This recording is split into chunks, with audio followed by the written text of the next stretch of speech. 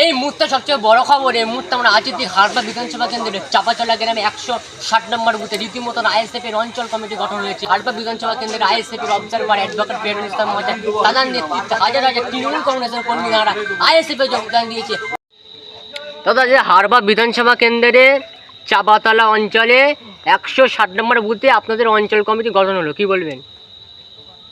অঞ্চল কমিটি গঠন হয়েছে, আজকে বুথ কমিটি হলো। চাপাতলা অঞ্চলের 160 নম্বর বুথ কমিটি গঠন হলো।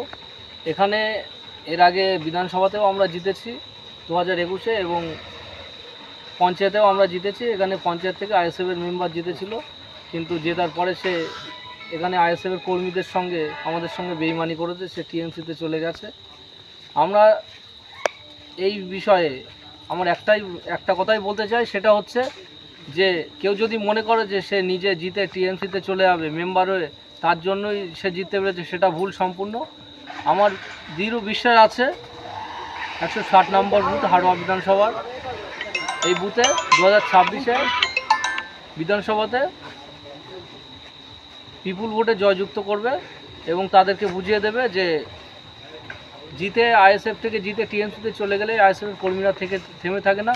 আর আইএসএফটা কোনো ব্যক্তিকেন্দ্রিক হয় না। নওশাদ সিদ্দিকী ভাইজান, আব্বাস সিদ্দিকী ভাইজানের নীতি আদর্শ নিয়েই হচ্ছে আইএসএফ। সে কারোর কোনো পার্সেন্ট থেকে আইএসএফ হয় না। তাই আমাদের বুঝিয়ে দিতে হবে 2026-এর এই বুথ থেকে আমরা জিতিয়ে আইএসএফকে দেখাবো। তাহলে এই যে টিএমসি আইএসএফ থেকে টিএমসিতে চলে গেছে যে মেম্বার, তার যোগ্য জবাব হবে। দেখিয়ে দিয়েই ছাড়বো। দাদা, হাজি নুরুল ইসলামের ছেলে শেখ রবিউল ইসলাম তিনি একটা বিস্ফোরক মন্তব্য করেছিলেন। তিনি বলেছিলেন আইএসএফ এর কোনো লোক নেই, আইএসএফ টিএমসি সেটা আইএসএফ যোগদান দিচ্ছে, কি বলবেন?